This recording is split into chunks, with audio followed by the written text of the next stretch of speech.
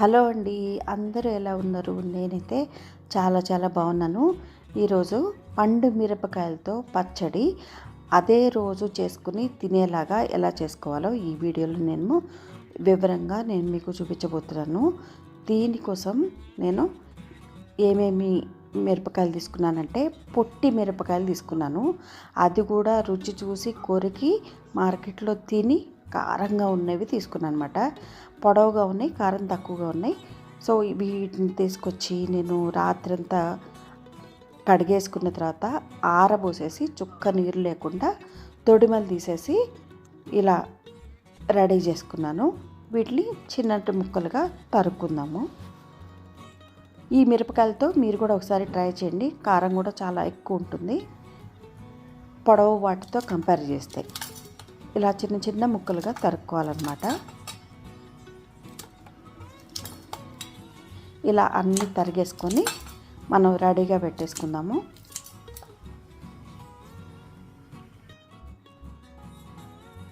ఈ సైజు ముక్కలు, అంగుళం సైజు ముక్కలు తరుక్కుంటే సరిపోతుంది. దీంట్లోకి మసాలా పొడి కోసం 2 టీ స్పూన్లు ఆవాలు, 1.5 టీ స్పూను మెంతులు వేసి లో ఫ్లేమ్లో దోరగా వేయించుకుని పక్కన పెట్టేసుకోవాలి. హై ఫ్లేమ్లో కాదండి, లో ఫ్లేమ్లో పెట్టుకుని చిన్న మంట మీద దోరగా వేయించుకుని పక్కన పెట్టుకోవాలి. ఇప్పుడు అరకిలో పండు మిర్చికి 50 గ్రాముల చింతపండుని ఈనెలు గింజలు లేకుండా తీసుకొని దాంట్లో 25 గ్రాముల ఉప్పేసి దీన్ని మధ్యలో కలుపుకుంటూ ఆపి గ్రైండ్ చేసుకోవాలి. అప్పుడు ఇలా మనకి పౌడర్ లాగా వస్తుందన్నమాట. ఈ పౌడర్లో మనం పండు మిరపకాయని నానబెడితే తొందరగా చింతపండు నానిపోతుంది కాబట్టి నేను ఇలా చింతపండుని గ్రైండ్ చేసుకున్నాను. ఇప్పుడు పండు మిరపకాయ ముక్కలు వేసుకుని దీన్ని కూడా కోర్స్గా గ్రైండ్ చేసుకుందాము. 1/2 కిలో పండు మిర్చి, 1 వెల్లుల్లిపాయ పొట్టు తీసినది, 25 గ్రాములు ఉప్పేసి కోర్స్గా గ్రైండ్ చేస్తున్నాను.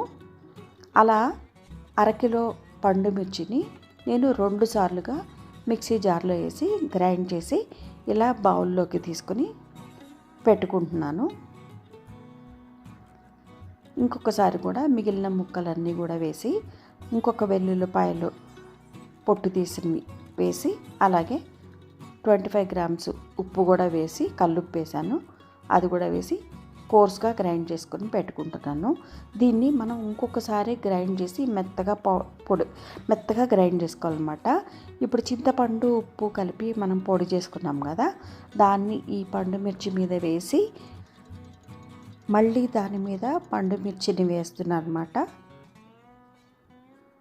ఎందుకంటే చింతపండు బాగా నానటానికి మనం అదే రోజు తినాలి అనుకుంటున్నాం కాబట్టి అలా పొరలుగా వేస్తున్నాను.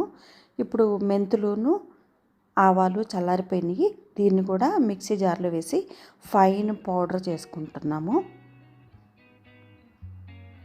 ఫైన్గా పౌడర్ చేసుకున్న ఈ పొడిని కూడా దీంట్లో వేసుకొని మొత్తం బాగా కలిసేలాగా కలిపేసుకుందాం.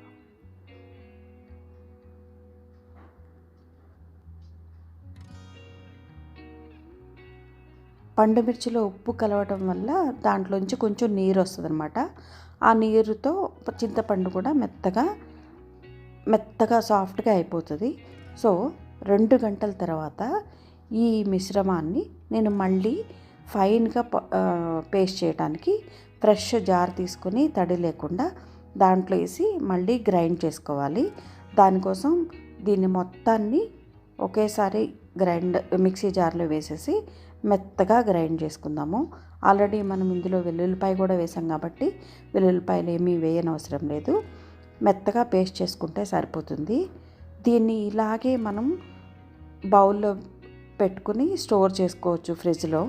బయట పెట్టుకున్నా ఏం పాడు కాదు, ఎందుకంటే మనం ఏమీ తడి ఎక్కడ వాడలేదు కాబట్టి.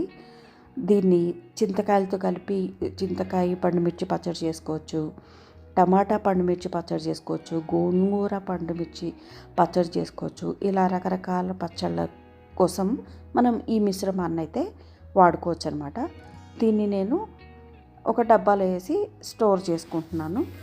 ఈ స్టోర్ చేసుకునేది ఫ్రిడ్జ్లో పెట్టుకొని ఈ రోజే తినటం కోసం నేను కొంచెం పచ్చడిని పక్కకు తీసుకొని దాన్ని పోపు వేసుకుని ఈరోజే వాడుకుంటాను అన్నమాట. మీరు కూడా ఇలా కావాలంటే మొత్తం ఒకేసారి పోపు పెట్టుకోవచ్చు, లేదంటే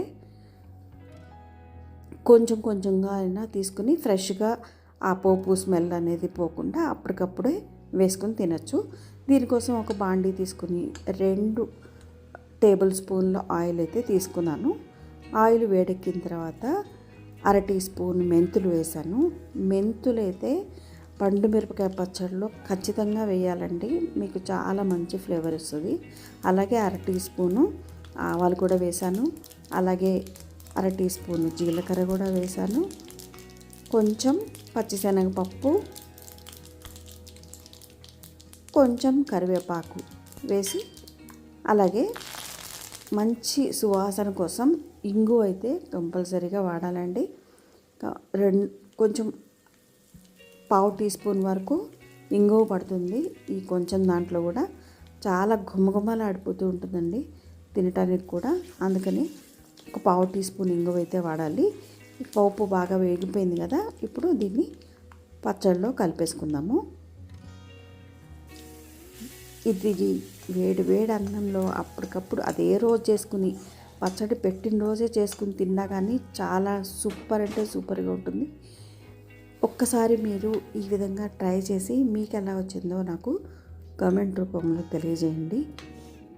ఈ వీడియో కనుక మీకు నచ్చితే please subscribe my channel, please like and comment. చూసారు కదా, టెంప్టింగ్గా ఉంది. అలాగే టేస్ట్ కూడా కారం కారంగా పుల్లపుల్లగా అదిరిపోయిందండి. ఇంగువ మెంతుల వాసనతో చాలా అంటే చాలా బాగుంది. మీరు కూడా తప్పకుండా ఒక్కసారి ఈ విధంగా ఈ పొట్టి మిరపకాయలతో ట్రై చేయండి. సూపర్ అంటే సూపర్ ఉంటుంది. Thank you for watching.